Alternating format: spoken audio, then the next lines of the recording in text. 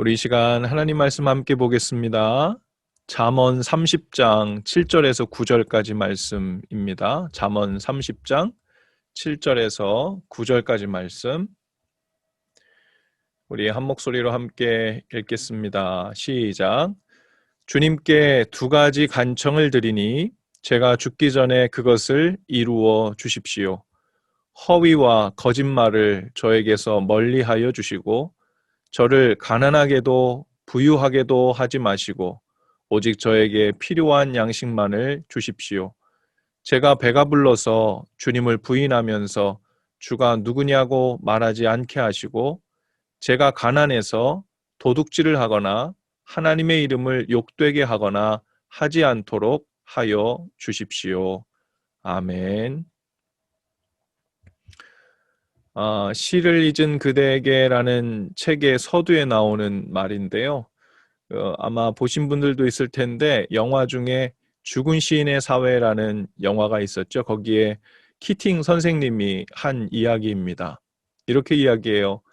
의술, 법률, 사업, 기술 이 모두 고귀한 일이고 생을 유지하는 데 필요한 것이지만 시, 아름다움, 낭만, 사랑 이런 것들이야말로 우리가 살아가는 목적이라고.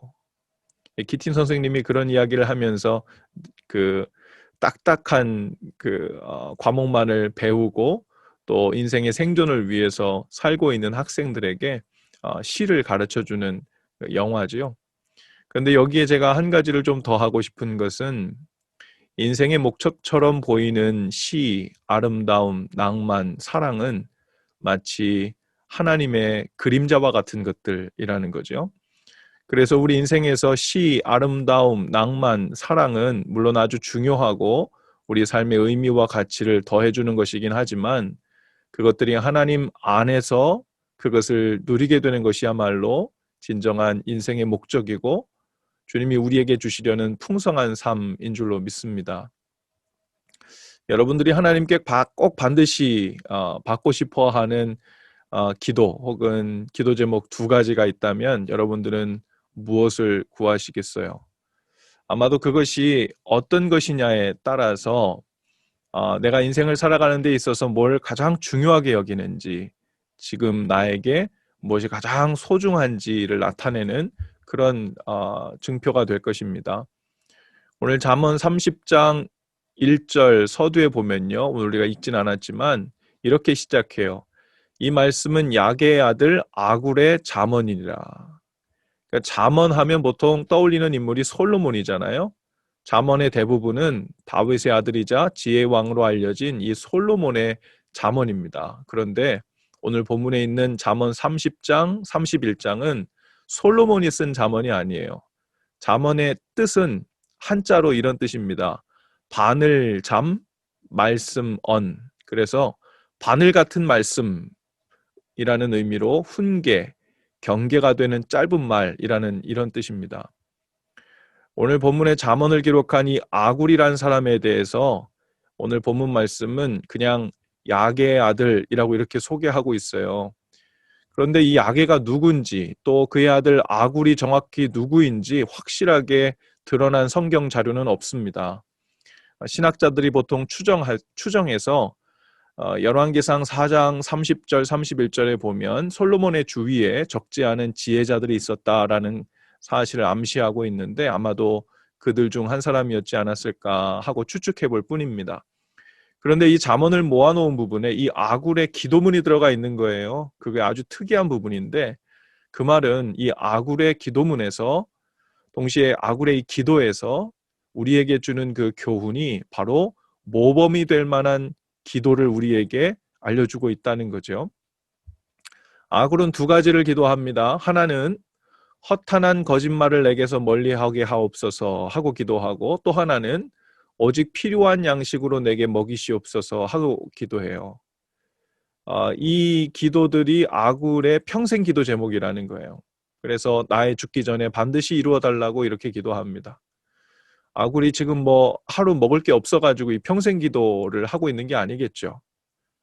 평생 동안 거짓말 한 번도 안 하는 게 그런 도덕적인 사람 되는 것이 평생 기도여서 이런 기도를 나의 일생의 기도 제목으로 삼고 있는 건 아니겠죠. 그 이면에 있는 이런 기도를 하는 이유가 따로 있어요. 허탄한 거짓말을 내게서 멀리 하옵소서. 이 말은요, 한마디로 정직하게 살 수 있게 해달라는 기도인데, 10계명 중에 제 아홉 번째 계명이 내 이웃에 대하여 거짓 증거하지 말라라는 계명이죠. 다른 말로 하면 거짓말하지 말라는 거예요. 전에 이 정직에 대한 앙케이트 조사를 한번 본 적이 있는데, 거기에 보면요, 이 조사에서 많은 사람들이 그 답에는 우리가 모두 정직하게 살아야 합니다라고 이렇게 다 답을 했는데, 정작 자신은 정직하지 않다고 대답을 하는 거예요. 정직하지 않은 이유는 이 세상에서 정직하면 손해볼 것 같기 때문이라는 거예요.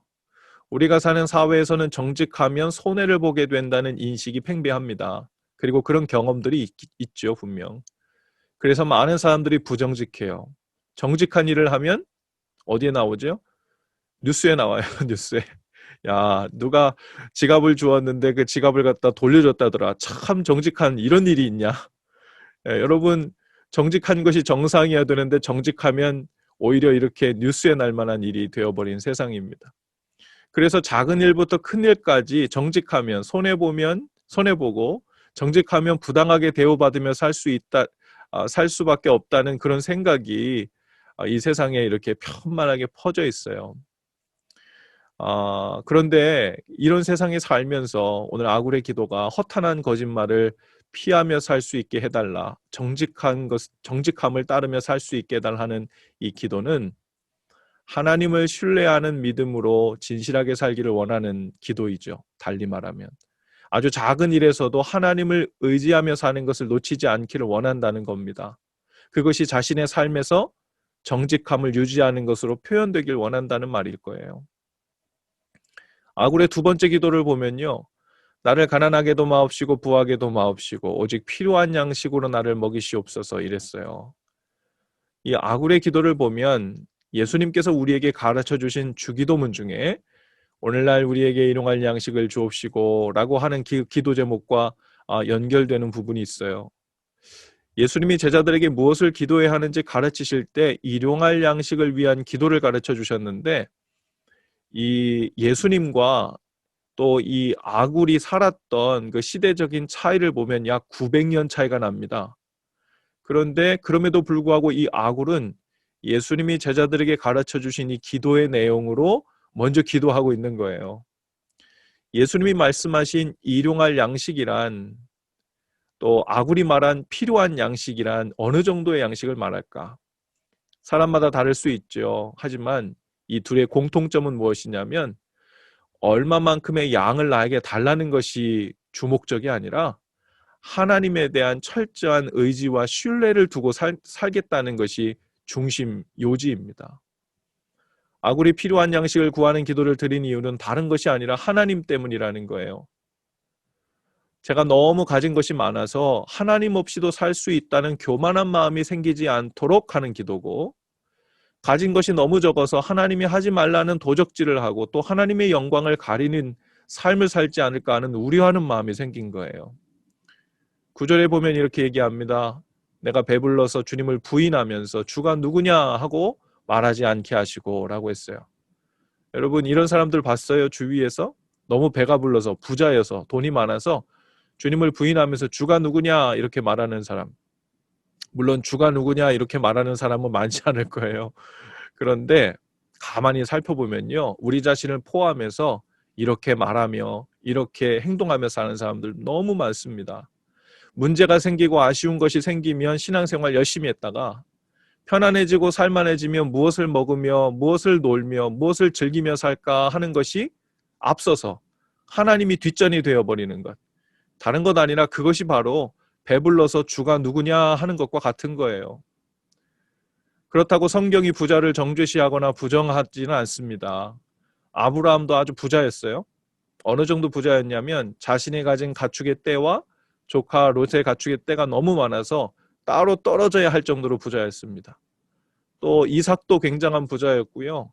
야곱의 형 에서를 피해서 바단 아람으로 맨몸으로 도망쳤지만 돌아올 때는 이 야곱이 어떻게 되죠? 자신의 재산을 세 대로 나눌 정도로 부자가 되어 돌아옵니다. 욥은 동방에서 가장 큰 부자라고 성경을 기록하고 있어요. 문제는 재산이 많고 적음이 문제가 아니라 하나님을 의지하는 부자냐, 이것이 문제인 거예요. 아브라함은 하나님을 의지하는 부자였고 그의 조카 롯은 하나님을 의지하지 않았던 부자였습니다. 나중에 그래서 조카 롯이 어떻게 되죠?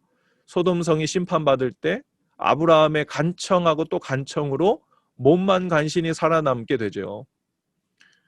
오늘 우리도 이 아굴의 이 모범 기도를 본받아서 우리의 구하고 싶은 것을 구하시되 결국 그것이 하나님을 구하는 것이 될 수 있기를 바랍니다.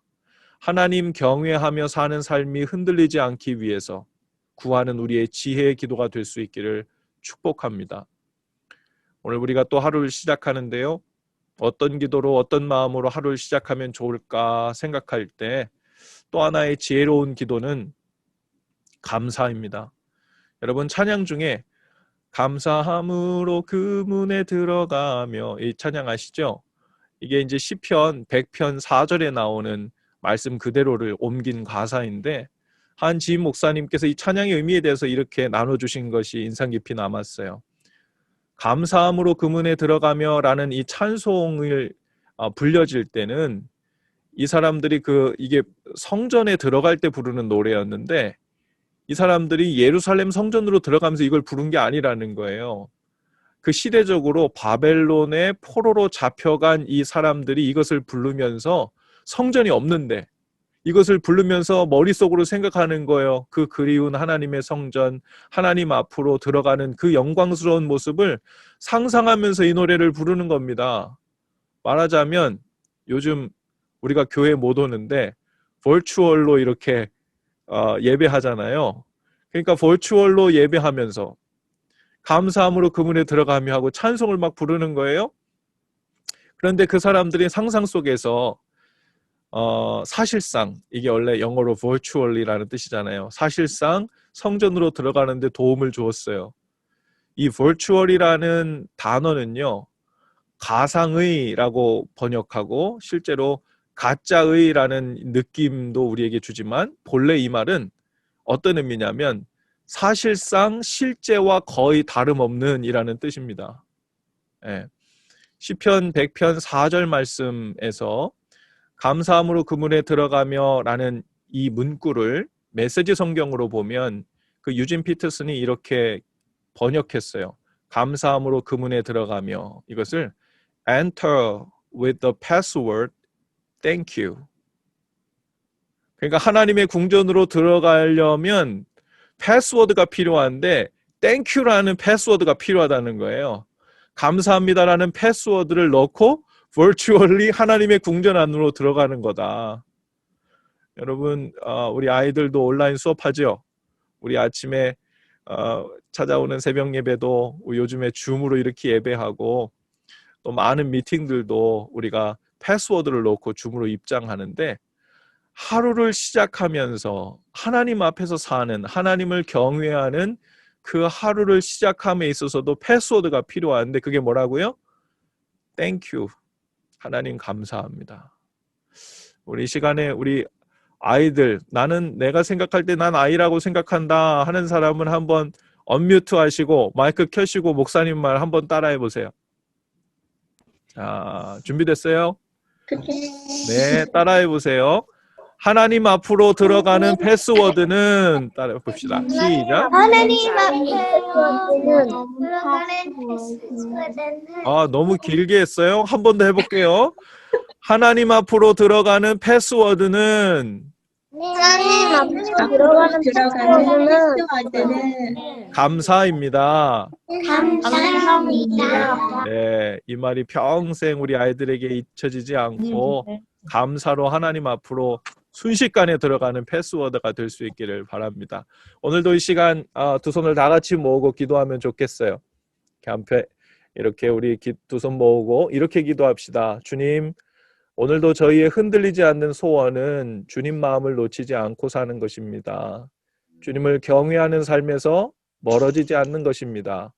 감사함으로 그리고 하나님을 의지함으로 주님 앞에서 사는 날 되게 하옵소서. 우리 어린이와 어른들 모두 하나님 궁정에서 사는 날 되게 하옵소서. 우리 5분 정도 함께 기도하고 제가 마무리 기도할게요. 다 같이 함께 기도하겠습니다.